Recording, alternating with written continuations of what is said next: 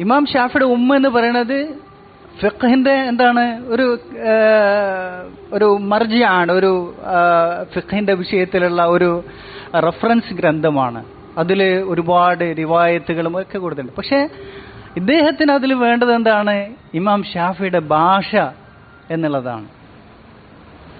ഇമാം ഷാഫിയുടെ ശിഷ്യന്മാർ പറയുന്നുണ്ട്, അദ്ദേഹം അതിന്റെ ഒരു ദിവസത്തിലെ തുടങ്ങുന്ന രീതി എന്ന് പറയുന്നത്, രാവിലെ അദ്ദേഹം ഫജ്ർ കഴിഞ്ഞാൽ ദിക്റുകൾ ചെയ്തതിനു ശേഷം പിന്നെ അദ്ദേഹത്തിന് ഒരു എന്താണ് ഫിഖ്ഹിന്റെ ഒരു മജ്ലിസ് ഉണ്ട്. അത് കഴിഞ്ഞാൽ പിന്നെ അദ്ദേഹം എന്ത് ചെയ്യും? മുനാദറക്കും സംവദിക്കാനും ചർച്ചകൾക്കും വേണ്ടി ഒഴിഞ്ഞിരിക്കും. അത് കഴിഞ്ഞാൽ ദുഹറിന്റെ മുമ്പായിട്ട് വലിയ ഭാഷാ പണ്ഡിതന്മാർ, അയിമ്മത്തുകൾ, ഇബ്നു ഹിഷാമിനെ പോലെ, അന്നത്തെ ഇബ്നു ഹിഷാം സീറയുടെ ഇബ്നു ഹിഷാമാണ്, അവരെ പോലെ വലിയ ഭാഷയുടെ അയിമ്മത്തുകൾ എന്ത് ചെയ്യും? ആരുടെ അടുത്ത് വരും? ഇമാം ഷാഫിയുടെ അടുത്ത് വരും. എന്തിനു വേണ്ടിയിട്ടാണ്? ഭാഷ പഠിക്കാൻ വേണ്ടിയിട്ട്.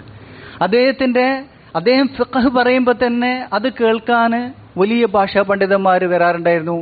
ഫിഖ്ഹ് പഠിക്കാൻ വേണ്ടിയല്ല, മറിച്ച് എന്താണ്, അദ്ദേഹം എങ്ങനെയാണ് അത് അവതരിപ്പിക്കുന്നത്, അതിന്റെ ഭാഷ കേൾക്കാൻ വേണ്ടിയിട്ട്.